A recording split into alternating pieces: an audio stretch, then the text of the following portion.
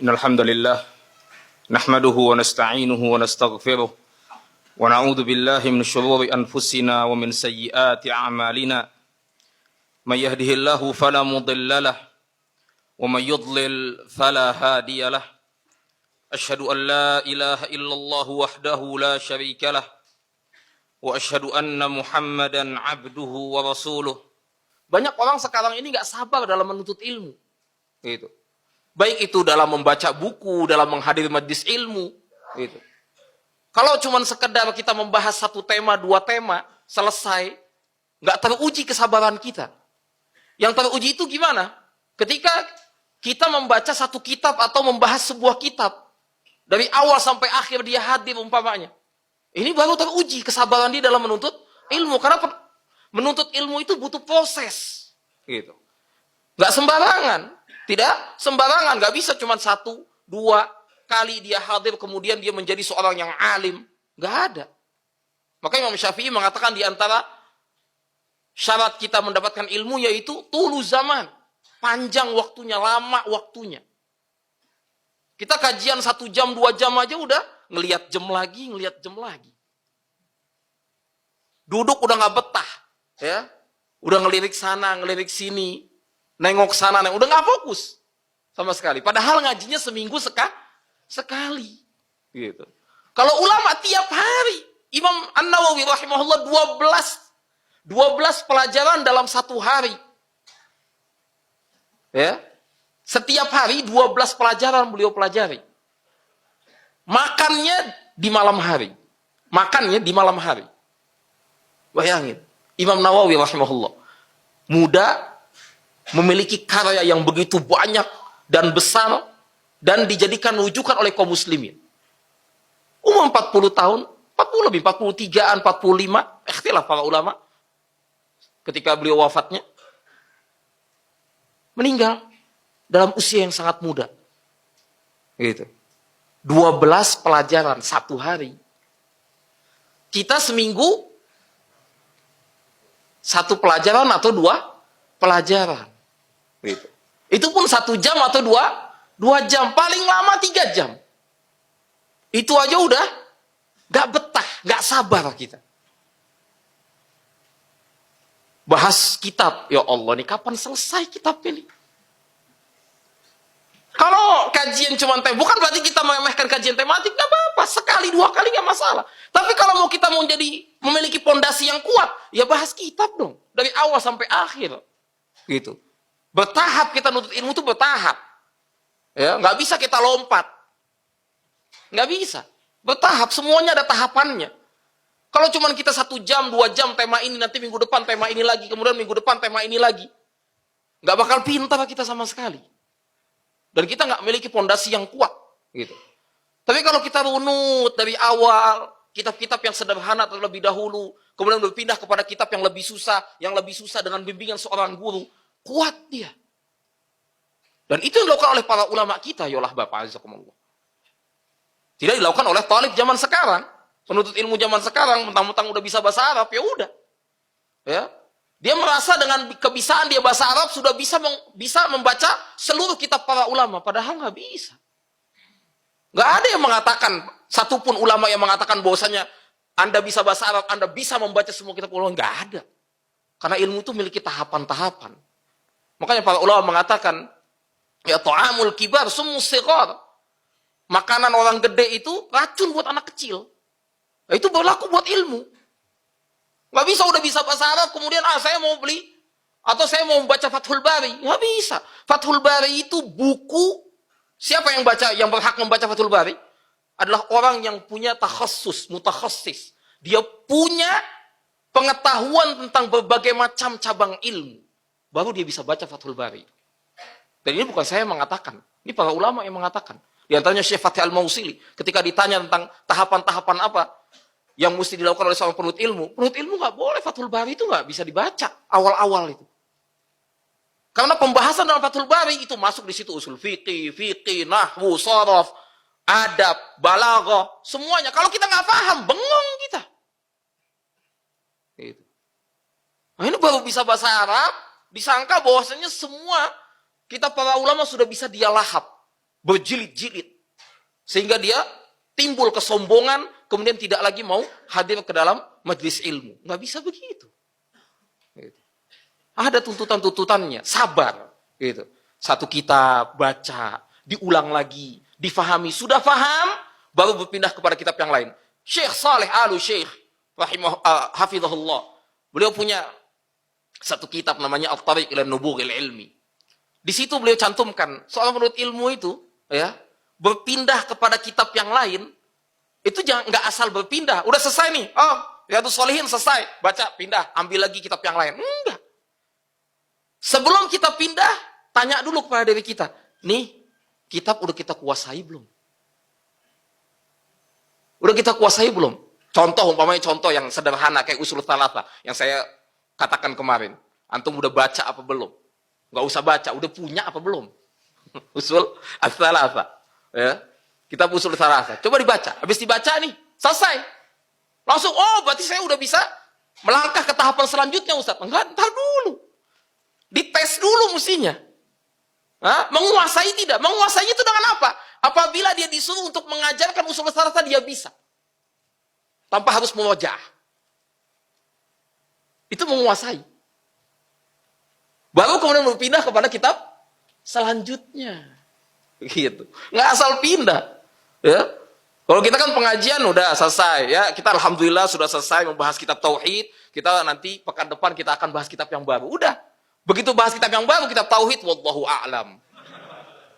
Lupa. Nggak usah. Nggak usah pindah kitab. Masih di kitab yang sama. Coba bab yang ketiga yang kemarin saya katakan. Bingung. Itu padahal buka. Dicari lagi. Gitu. Bab yang ke-10, bab yang ke-12. Udah lupa. Gitu. Bagaimana kita akan berpindah kepada kitab yang lain? Gitu. Berarti ini nggak sabar dalam menuntut ilmu. Ada tahapan-tahapan jenjang yang mesti kita lewati. Sama kayak kita dari sekolah-sekolah biasa. Ya. TK dulu. Bahkan sebagian ada yang PAUD ya. PAUD dulu, TK, habis TK, kemudian SD. SD 6 tahun lagi. Masya Allah, habis 6 tahun, SMA 3, SMP 3 tahun, SMA 3 tahun, habis itu kuliah. Sabar tuh. Bisa. Tapi ketika nuntut ilmu agama, ya Allah, nih kitab kapan selesainya? Gitu. Nah, mendingan ngaji yang ini aja udah selesai. Tema yang satu, Masya Allah banyak kan. Ya. Ilmu yang kita dapetin, satu tema selesai. Iya, itu kan cuma kulitnya aja. Fondasi kita nggak dapetin. Gitu.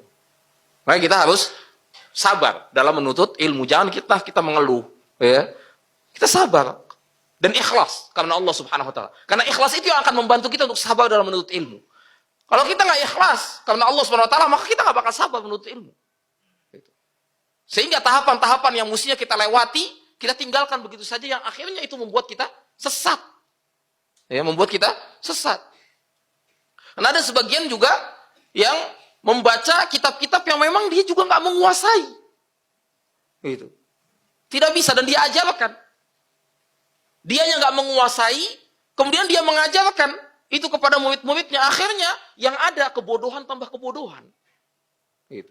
Dan itu terjadi, ada di sebagian yang seperti itu.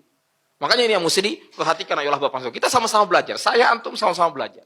Ya, dan kita harus sabar. Gitu.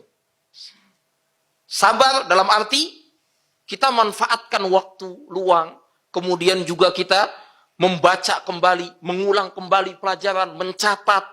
Kemudian coba kita terapkan dalam kehidupan kita. Gitu. Nggak asal kita mempelajari ilmu, datang kemudian pergi, datang kemudian pergi. Ya. Kadang juga murid ya bolong-bolong ngajinya. Ya. Minggu ini ngaji, minggu depan enggak. Saya sudah bilang ya, tar ngajinya 2 kali, liburnya sebulan. Ya.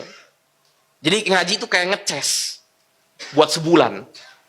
Habis sebulan, aduh nih anak kayaknya udah mau futur nih, langsung datang ke pengajian. Kayaknya kering nih hati nih. Ya, udah lama gak datang pengajian. Sekali, 2 kali. Habis itu bolos lagi. Ya, bolos lagi udah. Gitu. Nanti kalau dia kering lagi, Ya, atau udah lama nih nggak kajian nih. Gitu. Kita ngomongnya, oh dulu anak saya ikut kajian antum Ustaz. Gitu. Dulu. Nggak tahu sekarang gimana. Ya ngaji kan terus. Belajar itu kan terus. Nggak putus. Sampai Imam Ahmad bin Hanbal, Abdullah Ibnul Mubarak juga nggak putus. Itu udah sedemikian hebatnya keilmuan mereka, tingginya keimanan mereka, tapi tetap mereka nuntut ilmu. Bahkan Imam Ahmad bin Hanbal, ya, rahimahullah, beliau yang sudah banyak ilmunya, dalam ilmunya, pemahamannya, hafalannya, dan lain sebagainya, sudah imam ahlu sunnah. Datang tetap berguru kepada Imam Khalaf Al-Ahmar. Sampai di rumahnya, di depan Imam Khalaf Al-Ahmar, Imam Khalaf Al-Ahmar tahu dong, ini siapa Imam Ahmad ini. Mau menghormati. Imam Ahmad, antum duduk di atas, di tempat yang tinggi. Kata Imam Ahmad apa? Enggak. Saya duduk, la aqudu illa baina yaday. Aku tidak duduk kecuali di hadapanmu.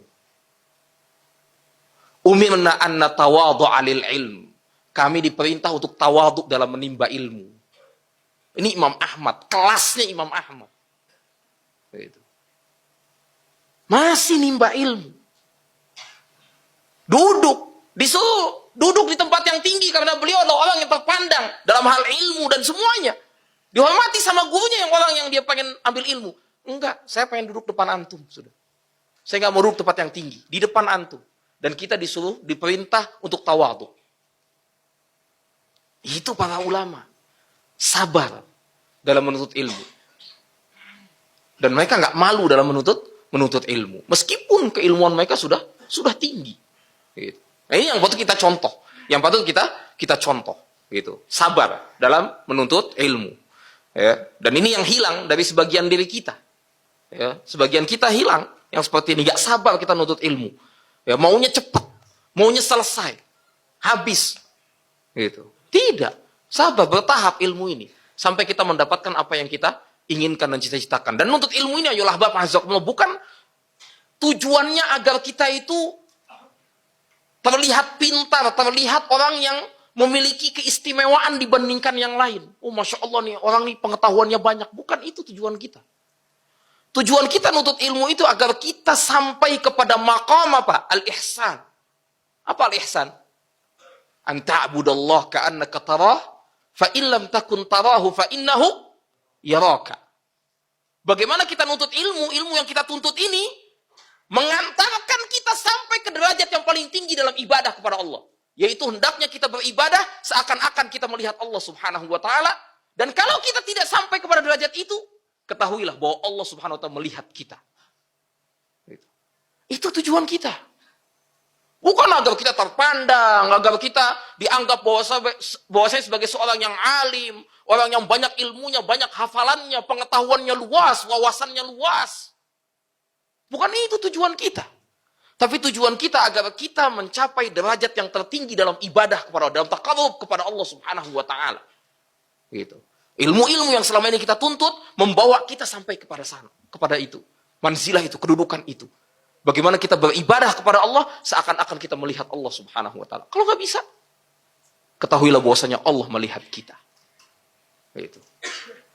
Ini yang mesti diperhatikan, ayolah Bapak masuk. Jadi bukan berarti tujuannya kita nuntut ilmu ini datang ke pengajian agar kita menjadi orang yang memiliki pengetahuan yang luas.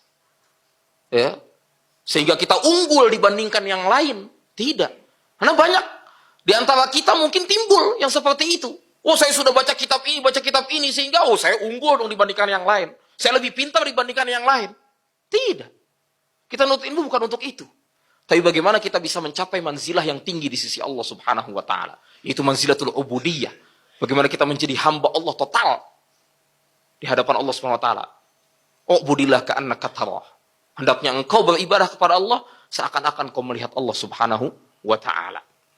Mudah-mudahan bermanfaat. Allahumma salli ala Muhammad, Allahumma salli wa sallim alaih.